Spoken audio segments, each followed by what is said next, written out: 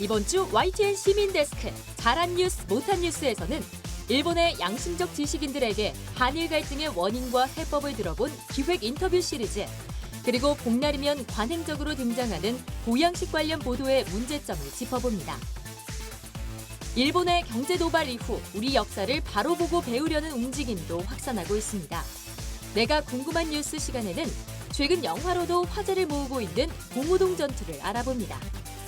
내가 본 DMB, 오늘은 다채로운 볼거리와 먹거리로 가득한 곳, 경남 하동의 이야기를 담아낸 구석구석 코리아를 만나봅니다. 상상을 현실로 만드는 곳, 각종 시각 효과를 구현해 영상 편집의 꽃으로 불리는 종합 편집실이 오늘 YTN 이야기의 주인공입니다. 여러분 안녕하십니까? 시청자와 함께하는 시민데스크입니다.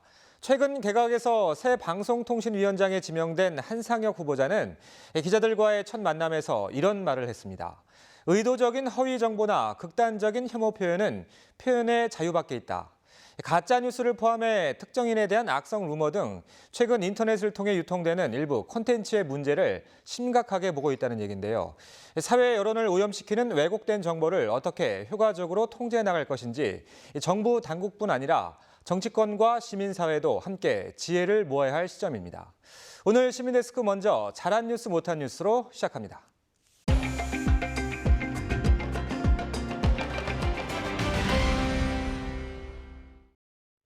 오늘 함께 이야기 나눌 분들 먼저 소개해드리겠습니다. 원승현 시청자평가원, 또 언론인권센터의 이선민 정책위원, 그리고 강흥식 YTN 해설위원 나오셨습니다.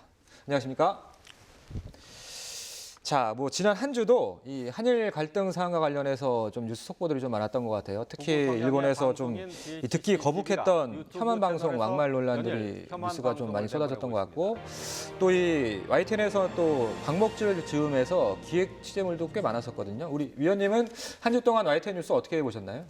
아무래도 일본 그 경제보복 관련해서 보도가 많았었고요. 관련해서 경제보복 관련해서 지금 불매운동 벌이는 것이 실제적으로 경제적 손실이 있는지 여부에 팩트체크를 하는 보도가 있었는데 그 부분이 좀 눈에 띄었습니다. 이슈팀 이정미 기자가 준비했던 소식 같은데. 네. 전체적으로는 좀 좋은 뉴스가 더 많았다 이런 평가신 건가요?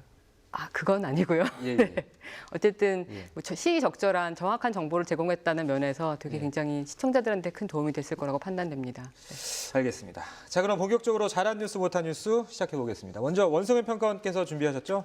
어떤 뉴스 잘한 뉴스로 뽑으셨나요? 네, 저는 지난 8월 7일 보도된 프로연맹 더 페스타 계약서 단독 입수, 연맹 책임 가볍지 않아 보도를 꼽았는데요. 이 호날두 노쇼 논란에 관해서 호날두와 주최사의 논란에 초점이 맞춰져 있었는데 프로축구 연맹에도 책임이 적지 않다는 점을 드러낸 보도였습니다.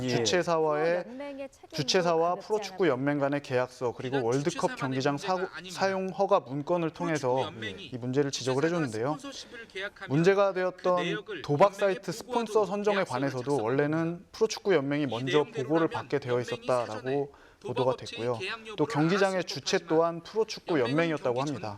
그런데 이제 YTN에서 이렇게 계약서 등을 통해서 팩트를 제시해서 프로축구 연맹에도 책임이 있다는 점을 지적해주면서 이 문제에 대해서 또 새로운 시각으로 바라볼 수 있게 되어서 좋은 뉴스로 선정을 했습니다. 참 많은 국민들께서 공분했던 사건이기도 하고 좀 흔치 않은 이슈였잖아요, 위원님. 양시창 기자가 근데 관련해서 연속 보도를 계속 단독 취재한 내용이 많았어요. 기자가 그 당일날 그 현장에 있었거든요. 그래서 이제 많은 관중들이 느꼈던 그런 분노감, 허탈감 이런 것을 체감을 한 겁니다. 그래서 원인을 제공한 그 유벤투스 구단, 그다음에 호날두, 그리고 주최사인 더 페스타의 그 일차적인 책임 있는 건 분명합니다. 그런데 프로축구연맹이 이제 처음부터 자꾸 한 발 빼면서 자기네는 이제 피해자인 양 그런 태도로 일관을 했거든요. 그런데 막상 양시창 기자가 취재를 해보니까는 그 연맹은 경기장 대관 빌리는 거죠. 경기장 빌리는 것부터 후원사 계약까지 사실상 그 주도적인 역할을 했다는 것입니다. 그래서 이번 기사는 그 프로연맹의 책임도 가볍지 않다 하는 걸 보여준 기사였고요. 그 앞으로도 이런 연맹의 태도, 그다음에 이번 사태의 구조적인 원인에 대해서 또 추가로 취재를 해서 보도를 할 계획이라고 합니다. 자, 단독 취재 내용이 꽤 있었는데 뭐 추가 취재가 진행된다고 하니까 기대해 보도록 하겠습니다. 자, 이번에는 이선민 위원님 어떤 뉴스, 잘한 뉴스로 뽑으셨습니까? 네, 저도 YTN의 단독 보도를 좋은 보도로 뽑았는데요. 예. 그러니까 지난 8일 방송된 단독 추경 삭감 외치더니 김재원 한국당 예산 민원 접수 논란 보도를 좋은 뉴스로 꼽았습니다. 네네. 그러니까 매 추경 예산 처리 과정에서 쪽지 예산 민원이 문제가 되고 있는데요. 이번에는 한국당 출신 예결위원장이 어떤 예결위원장으로서 중립성을 저버리고 한국당에만 추경 예산 관련해서 민원 공문을 접수를 받아서 대놓고 이제 민원을 처리하겠다고 나온 상황을 이제 보도를 한 건데 여러모로 의미 있는 보도라고 생각을 합니다. 또 그리고 한국당 간사도 아니고 중립성의 의무가 있는 위원장이 그렇죠. 이러한 민원을 접수했다는 것 자체 등을 언급한 대목, 이런 이유와 배경들을 짚은 점에서 굉장히 좀 단독이라는 이름에 걸맞는 보도였고요. 또 이게 또 한국당의 어떤 정치적인 그런 맥락들과 맞닿은 부분들이 있는 것 같더라고요. 그런 부분을 짚어준 것도 좀 흥미로웠습니다. 예. 자, 뭐 과거에는 이제 그 예산안 심사할 때 이제 개수 조정이라고 하는데 증액하고 감액할 때 아마 국민들께서도 좀 많이 실망을 하셨던 것 같은데 사실 저도 이제 정치부 출입을 했었는데 정치부에서 단독 보도하는 게 쉽지 않거든요. 조은지 기자 뭐 어떻게 취재한 겁니까? 예, 그 뭐 해마다 그 막판에 그 쪽지 예산이 문제가 됩니다. 근데 이번에는 뭐 앞서 뭐 말씀들 하셨듯이 대놓고 공문을 통해서 그 해당 의원들의 민원을 받은 것입니다. 특히 뭐 예결 위원장은 뭐 중립을 지켜야 되는데 자당 의원들에게만 이러한 또 공문을 보내고 받아서 그 비난을 피할 수 없게 됐고요. 그 취재 기자는 그 한국당을 통해서 이 공문을 입수했다고만 얘기하고 뭐 자세한 취재 경위는 좀 밝히기 곤란하다고 얘기하고 있습니다. 그리고 또 이렇게 접수된 민원이 앞으로 예산 처리 과정에서 어떤 결과로 나타날지도 계속 지켜보겠다고 했습니다. 예. 한 가지 더 좋은 보도로 꼽아주신 게 있으시다고요? 네, 지난 6일 방송된 일본의 양심을 말한다 기획 인터뷰 보도가 굉장히 눈에 띄었거든요. 그러니까 지금 일본의 경제보복과 관련해서 사실 지금 이제 노 재팬에서 노 아베로 이제 초점이 바뀌긴 했지만은 그러니까 일본을 약간 싸잡아서 굉장히 비판하는 기류도 있었던 것들이 사실인데 사실 또 일본 내에서도 굉장히 이런 움직임에 대해서 자성하거나 문제점을 지적하는 목소리가 많았는데 좀 그것들이 제대로 전달되지 않은 측면이 있었는데 이번에 이제 이와 관련해서 한일 갈등의 원인이라든지 아니면 어떤 해결 방안 그리고 이제 양국의 어떤 미래지향적인 관계 설정과 관련해서 학계와 이제 법조계 그리고 이제 그런 양심 있는 지식인들의 얘기를 들었던 점들이 굉장히 좀 인상적이었었습니다. 예. 그 인터뷰, 그러니까 사람, 장소, 시선을 담는 우리 YTN의 어떻게 보면 대표 중에 하나 코너인데 일본 현지 취재를 갔던 거죠, 위원님? 예, 그렇습니다. 그 인터뷰 제작진이 그동안의 일본 경제 보복 관련해서 그 양국 갈등의 원인인 그 시발점이 됐었죠. 그 한일 협정 문제부터 좀 자세히 좀 알아보자 이런 취지로 취재를 시작을 한 겁니다. 그 취재 결과 그 지난해 대법원 판결이 약속 위반이라고 하는 그 일본 측 주장이 역사적으로나 법리적으로 옳지 않다는 그런 일차적인 결론을 얻었다고 합니다. 그래서 여기에 양심 있는 일본 시민사회의 그 반응을 취재하기 위해서 일본 현지에 간 것이고요. 그 현지에서 만난 일본의 그 양심 있는 사람들은 그 하나같이 그 아베 정권의 잘못된 역사 인식을 지적을 했고 또 해결되지 않은 전쟁과 식민 피해 문제에 대해서 안타까움을 전했다고 합니다. 그래서 앞으로 이제 이게 이제 시리즈로 계속 나가는데요. 피해자 문제, 그 다음에 갈등 해결을 위한 노력 그러한 내용도 방송할 예정이라고 합니다. 예. 자, 이번엔 피해갈 수 없는 시간 아쉬운 뉴스 코너인데. 우리 위원님은 어떤 뉴스, 못한 뉴스로 꼽으셨나요? 네, 지난 일요일이 복날이었는데요. 그날 11일 방송된 말복 때 말씀하시는 거예요? 네, 말복 때 방송된 보신탕 가게 앞 한산 달라진 말복 풍경 보도를 꼽았습니다. 그러니까 사실 이제 방송사에서 어떤 계절이나 절기가 바뀌거나 무슨 이벤트가 있을 때 스케치성 보도를 많이 하잖아요. 근데 이게 어떤 면에서 좀 되게 의례적인 측면도 있고 또 좀 부정적인 측면을 봤을 때 관성적으로 좀 이루어지는 측면들이 있는데 개고기와 관련한 부분들이 특히 언급이 되면서 이제 문제가 됐는데 이거는 약간 정서적으로뿐만 아니라 되게 시각적으로도 굉장히 불쾌감을 줄 수 있는 보도였다고 저는 생각을 하거든요. 그러니까 맨 처음에 이제 앵커 멘트가 여러분 복날이면 떠오르는 음식이 있곤 했는데 요즘 풍경이 많이 바뀌었습니다라고 이제 말을 하는데 이거 사실 개고기를 염두에 두고 이제 말씀을 하시는 거잖아요. 근데 어쨌든 개고기라는 거는 과거에도 일반적으로 사람들이 먹을 수 있는 일반적인 음식은 아니었던 것 같아요. 그리고 그나마 어떤 8, 90년대까지는 복날이라고 하면 이제 개고기를 생각하는 문화가 있었지만 지금은 대부분 뭐 삼계탕이나 닭고기를 생각한다고 생각을 하거든요. 그리고 이제 또 문제는 최근에 이제 개와 고양이나 이제 동물을 반려하는 인구들이 굉장히 늘었고 어떤 동물에 대한 감수성이라든지 동물의 권리에 대한 어떤 인식이 굉장히 높아졌는데 그런 상황에서 이제 개고기를 얘기를 하고 개고기 사진을 비춰주는 것은 좀 현재 어떤 트렌드와는 전혀 맞지 않는 기사가 아닌가라는 생각이 들었어요. 그리고 이제 또 하나 좀 아쉬웠던 게 이제 이 보도가 아마 종로로 나가서 이제 취재를 하신 것 같은데 일요일 날 그러니까 종로 원래 상권이 직장인 상권이잖아요. 그렇죠. 네, 그리고 주말에 원래 사람이 없죠. 네, 그리고 이제 2시 가까운 1시 45분에 이게 시간을 보여주시면서 이렇게 보도를 했는데 사실 약간 좀 점심시간도 좀 지난 시간이고 근데 그런 상황에서 한산합니다라고 얘기를 하는 게 좀 되게 약간 편의적이라는 느낌을 좀 시청자로서 받았거든요. 그리고 이제 또 약간 어떤 기계적 중립성을 위해서 이제 그 바로 보도 다음에 이제 그 세종문화회관 앞에서 일어난 그 집회, 개고기 식용 반대 집회를 이제 다루셨는데 그것도 약간 되게 그리고 또 다시 그 이후에 또 닭고기를 드시는 장면을 또 이어서 리포트가 나갔는데 그게 좀 되게 매끄럽지 않아서 뭔가 너무 기계적으로 이제 이런 복날에 관련된 뭔가를 다 키워드를 이렇게 조합을 하신 게 아닌가라는 아쉬움이 살짝 들었습니다.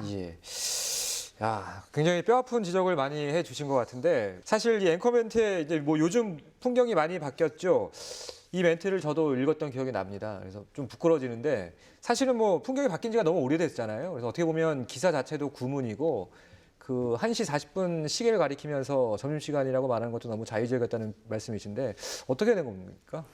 이 기사는 그 말벅 그 휴일 스케치를 나간 겁니다. 말벅 휴일 스케치를 나갔는데 그날 무척 더웠거든요. 그러면 이제 더위 스케치, 그다음에 뭐 더위를 피하는 사람들의 모습이라든지 또 복날이니까 뭐 삼계탕을 먹는다는 등 그 몸보신을 하는 그러한 모습들 한 그 정도만 취재를 했으면 좋았을 것 같은데요. 굳이 뭐 보신탕집까지 가서 취재를 할 필요가 있었나? 뭐 말씀하셨듯이 그 부정적인 인식이 좀 많이 확산이 되고 있는데. 그리고 뭐 저도 그 진열되어 있는 개고기를 보니까 상당히 그 보기가 불편하더라고요. 그래서 시청자들도 아마 그런 분들이 많이 계셨을 것 같고요. 뭐 취재 기자가 의욕이 앞서서 그런 것 같은데 뭐 시청자분들이 거북하게 느끼신 점에 대해서 뭐 미처 생각하지 못했다. 뭐 그렇게 알려왔고요. 또 앞으로 주의해서 보도하겠다고 그랬습니다. 자, 알겠습니다. 자, 평가원님 꼽아주신 아쉬운 뉴스는 어떤 뉴스인가요? 네, 저는 지난 10일에 방송됐던 막말 영상 사과에도 불매운동 확산 보도를 꼽았습니다. 한국 콜마 불매운동 관련 뉴스가 회장이 사퇴할 만큼 이제 파장이 큰 이슈였는데요. 이 뉴스에서 의견의 출처가 제대로 밝혀지지 않은 점을 지적하고 싶습니다. 이 보도 내용을 보면은 불매운동에 관한 내용에 대해서는 누리꾼들의 반응을 인터넷상에 있는 게시물들을 모자이크 처리해서 화면에 보여주고 있는데 보도 말미에 취재 기자가 하지만 이번 일로 불매운동까지 하는 건 과하다는 지적과 함께 신중론도 나오는 상황입니다라고 언급을 합니다. 그러니까 반대 의견을 제시를 하는데 이 부분에 대해서는 출처에 대해서도 언급이 안 되고 누가 얘기했는지 즉 얘기를 안 했고 자료도 제시가 전혀 되지가 않고 있습니다. 이렇게 출처를 말하지 않고 얘기하다 보면은 요즘 말로 뇌피셜이라고 하죠. 기자가 그냥 생각한 얘기를 마치 사실처럼 얘기하는 것처럼 비춰질 수가 있거든요. 그런 점에서 이러한 표현들이 계속 나오게 되면 전반적으로 뉴스의 신뢰도를 훼손할 수 있는 부분이기 때문에 각별히 신경 써야 하지 않았나 생각이 듭니다. 뇌피셜, 뇌 더하기 오피셜을 줄인 신조어를 말씀하시는 거예요. 자신의 생각이나 추측을 마치 사실인 것처럼 말하는. 어떻게 보면 이제 뭐 기자들이 많이 빠지는 오류 중에 하나가 찬성이 있으면 반대도 있고 마치 기사에 기기적인 균형을 맞춰야 하는 그런 그 어떤 무게감에서 그렇게 습관적으로 쓰는 경우도 있긴 하지만 이번 경우는 뭐 그랬던 겁니까? 어떻게 된 건가요, 위원님? 뭐 그러한 의견이 뭐 사실 있고요. 예. 그래서 인용을 했는데 그 담당 기자는 그 인용한 그 사이트를 홍보해 주는 것 같아서 밝히지 않았다 이렇게 얘기를 하고 있습니다. 그러니까 특정 사이트에서 그런 의견을 그렇습니다. 봤다라는 거죠? 예, 특정 사이트에서 봤는데 그래서 그 사이트를 홍보해 주는 것을 좀 막고 예. 또 이러한 또 다양한 의견들이 있다 하는 것을 전달하기 위해서 이렇게 했다고 합니다. 예. 자, 뭐 제작진 입장에서야 뭐 나름의 다 이유가 있겠죠. 그런데 시청자 입장에서는 뭐 그런 반문이 든다면 아무래도 뭐 이 보도 신뢰성을 좀 떨어뜨리는 그런 결과가 나올 수 있기 때문에 좀 주의를 해야 될 것 같습니다. 네, 지금까지 잘한 뉴스, 못한 뉴스 이야기 들어봤습니다. 고맙습니다.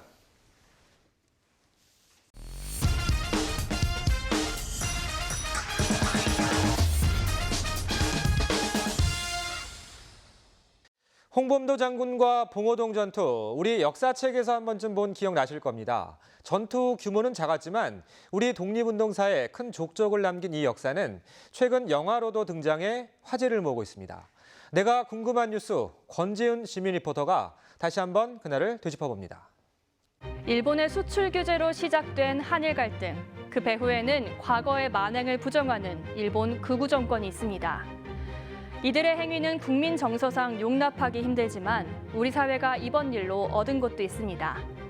어려울 때일수록 하나 되는 한국을 다시 확인했고 우리 역사를 배우려는 사람들도 늘게 됐다는 건데요. 최근 영화와 뮤지컬로 등장해 화제를 모은 봉오동 전투. 오늘 내가 궁금한 뉴스 바로 이겁니다.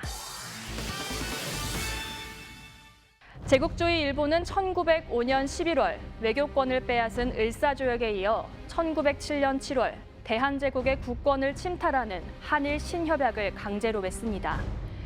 이 불평등 조약의 결과 전국 곳곳에서 나라를 되찾으려는 무장 독립운동이 일어나게 되는데요.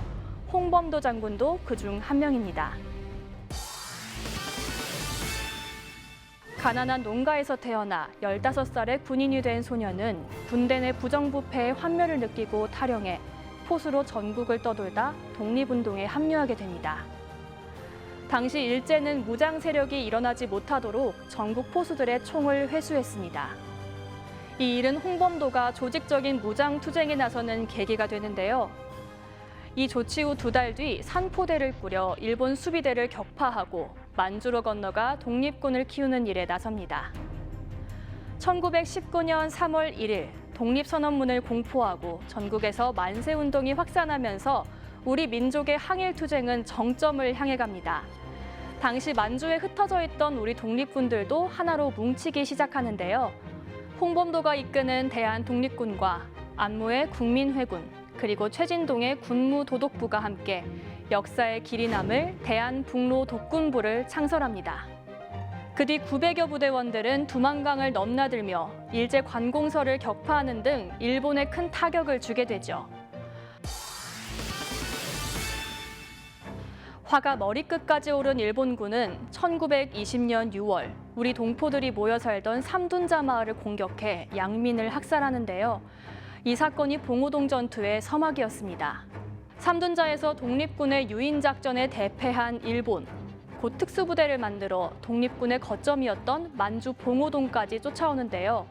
이 소식을 들은 독립군은 일제와의 대규모 전투를 예상하고 마을 주민들을 안전한 곳으로 대피시킵니다.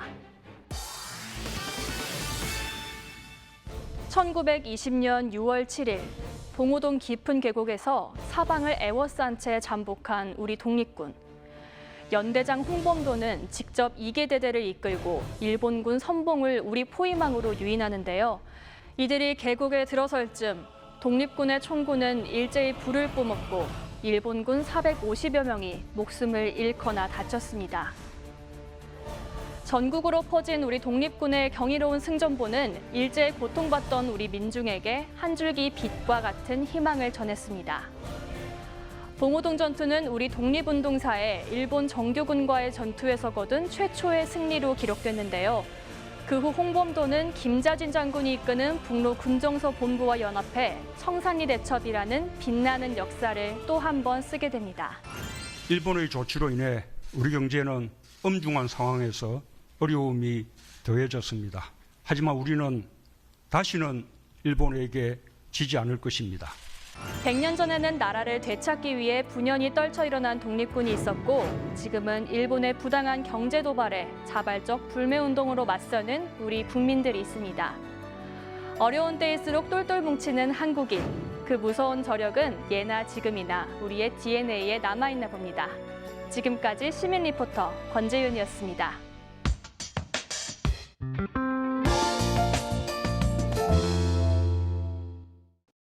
YTN DMB에서 방송된 프로그램을 평가하는 내가 본 DMB 시간입니다. 이번 주는 섬진강을 따라 펼쳐지는 경남 하동의 아름다운 풍경, 그리고 다양한 체험과 먹거리를 담은 구석구석 코리아를 살펴봅니다. 정은정 평가원입니다. 안녕하세요. YTN DMB 시청자 평가원 정은정입니다. 요즘은 푹푹 찌는 날씨와 오락가락하는 비 때문에 좀처럼 외출하기가 쉽지 않은데요. 이럴 때 직접 떠나지는 못하지만 방송을 통해 재미난 여행지를 만나본다면 아쉬움을 조금이나마 해소할 수 있을 겁니다. 국내의 알짜 여행 정보를 전하는 구석구석 코리아는 시청자들의 이런 마음을 충족시켜주기에 충분할 것 같습니다. 이곳에 많은 사람들이 강 속에 몸을 담그고 있는데 날이 더워서 그런가 모두들 물속에 들어가 있네. 구석구석 코리아의 지난 방송은 경남 하동을 찾아 시청자들에게 다채로운 즐거움을 선사했습니다. 먼저 섬진강 제첩축제 현장에서는 여러 가지 체험 행사와 먹거리들이 기다리고 있었습니다. 진행자가 시민들과 어우러져 황금으로 만든 제첩을 찾고 모래썰매를 함께 타며 모래 작품들도 둘러보면서 축제에 참여한 시민들의 모습과 재미난 반응들을 같이 볼 수 있어 축제 현장의 생생함을 더욱 잘 느낄 수 있었습니다. 하동의 명물인 제첩으로 만든 음식들을 식당이 아니라 제첩축제 현장에서 직접 맛본 것도 여행지의 특산물을 가까이 느낄 수 있는 좋은 방법이었다고 생각됩니다. 다음으로는 천년의 역사를 자랑하는 쌍게사를 찾았는데요. 해설사의 설명과 함께 유서 깊은 쌍게사의 여기저기를 둘러볼 수 있어 유익했습니다. 쌍게사의 또 다른 보물, 여름 휴가지로 제격. 한여름에도 냉기를 내뿜는 불일폭포가 산책하기 좋은 길을 따라 쌍게사에 올랐다가 시원한 불일폭포까지 보고 나면 한여름의 더위로 지친 몸과 마음도 회복될 것만 같았습니다. 상큼한 이곳. 쌍게사 뒤편에는 야생 녹차밭이 자리하고 있었습니다. 우리나라에서 차가 처음 재배됐다는 하동의 야생 녹차밭은 녹차로 유명한 제주도나 보성처럼 나란히 길게 펼쳐져 있는 것이 아니어서 새로웠습니다. 푸른 차밭에서 찻잎을 직접 따보고 야생차 박물관을 둘러보고 다도 체험까지 하는 모습을 보며 다양한 재미를 느낄 수 있었습니다. 하동에서 차가 재배되기 시작한 환경에 대한 설명도 내레이션으로 들을 수 있어 자막으로 부족한 정보성을 보완하려는 노력이 돋보였습니다. 마지막으로 섬진강의 은어 요리를 먹기 전에는 고기를 걸어 은어를 잡는 걸갱이 낚시 모습도 볼 수 있어 은어가 하동의 특색 있는 먹거리라는 점이 더욱 부각됐습니다. 구석구석 코리아의 지난 방송은 하동이 어느 지역보다 풍성한 재미가 가득한 여행지라는 점을 잘 보여줬습니다. 덕분에 언제든지 떠나고 싶은 여행지를 미리 둘러보는 마음으로 편안하고 재미있게 시청할 수 있었습니다.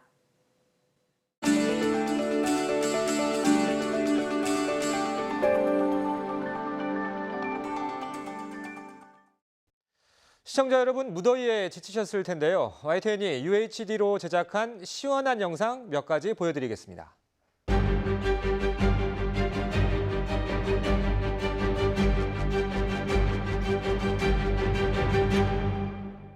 자, 어떠십니까? 좀 시원하게 느껴지시나요? 프로그램을 만들 때는 이렇게 다양한 시각 효과로 보는 즐거움을 주기 위해 꼭 거치는 곳이 있습니다. 방송 편집의 마무리 투수, 종합 편집실. 오늘 YTN 이야기에서 만나보시죠. 생동감 넘치는 화면, 재미를 더하는 자막, 발랄한 시각 효과로 시청자의 눈길을 사로잡는 이곳. 방송 영상의 완성도를 결정하는 마지막 정거장, 바로 종합 편집실입니다.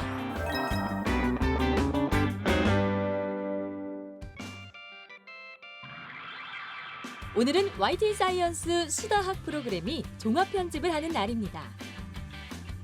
여기 자막 넣을 거죠? 네. 지금. 그럼 한 4초 이상 가야 돼요. 어떤 작업을 하는 걸까요? 개편이 되면서 아무래도 포맷이나 이런 게 바뀌니까 그 포맷을 어떻게 갈지 그런 부분들을 지금 상의한 겁니다. 수다학은 재미없고 어렵기만 한 수학을 즐거운 토크로 풀어가는 프로그램인데요. 프로그램 개편을 맞아 전반적인 디자인을 새롭게 바꾸고 있습니다. 어머, 밋밋했던 영상에 효과를 입히니 이렇게 달라졌네요. 방송 편집의 꽃이라 불리는 종합 편집실은 방송 후반 작업을 책임지는 곳입니다. 빼곡히 들어찬 장비 앞에 모여 앉은 사람들은 종편 감독과 자막 디자이너 그리고 PD인데요. 편집의 황금손 최현식 감독님, 종합 편집실 소개 좀 해주실래요? 종합 편집실에서는 영상 색 보정, 영상 효과 작업, 자막 디자인 그리고 각종 그래픽 작업들을 통해서 프로그램에 생명력을 불어넣는 그런 일을 하는 곳입니다. 아, 그렇군요. YTN에는 총 3곳의 종합 편집실이 있는데요. 이 3곳에서 사이언스, 라이프, DMB, 월드 등 YTN 모든 채널 프로그램에 마지막 손길을 보태고 있습니다. 뉴스와 드라마, 예능, 다큐멘터리 등 요즘 방송을 보면 자막의 역할이 점점 커지고 있죠. 단순히 정보를 전하는 것뿐 아니라 웃음을 이끌어내는 역할도 하는데요. 모바일 시청자도 크게 늘어난 만큼 더 보기에 편하고 분위기에 맞는 디자인을 끊임없이 고민해야 합니다. 그 다음 장면 볼 수 있을까요? 이것도 위치 맞추고 가지고. 그렇죠? 또 프로그램이 마지막으로 머무는 곳이어서 작업할 때마다 긴장을 늦출 수 없다고 하네요. 예를 들면 영상의 노출은 적정한지 아니면 프로그램이 편집 중에 실수나 그런 것들은 없는지 아니면 뭐 자막에 오타가 있는지 아니면 자막들이 가이드라인을 벗어났는지 뭐 그런 부분들이 어떻게 보면 가장 기본적인 부분이라고 할 수 있는데요. 그런 기본적인 부분들을 체크하는 게 가장 중요하다고 생각합니다. 규모는 작지만 역할은 큰 종합 편집실. 프로그램의 개성과 색깔을 더하며 오늘도 새로운 YTN 스타일을 만들어가고 있습니다. 최근 시청자들은 방송을 보는 시각이 많이 높아지고 있습니다. 종편 감독으로서 YTN 프로그램들을 더 좋은 영상미와 더 좋은 퀄리티로 만들 수 있도록 노력하겠습니다. 절기로는 입추와 말복도 지났고 올여름 무더위도 곧 한풀 꺾일 거라고 합니다. 역대급 더위로 전력 사용량 역대 최고를 경신했던 지난해와 비교하면 올여름은 좀 수월하게 넘기는 셈이죠. YTN 시민데스크는 가을 바람처럼 상쾌한 소식과 함께 다음 주 다시 만나러 오겠습니다. 시청해주셔서 고맙습니다.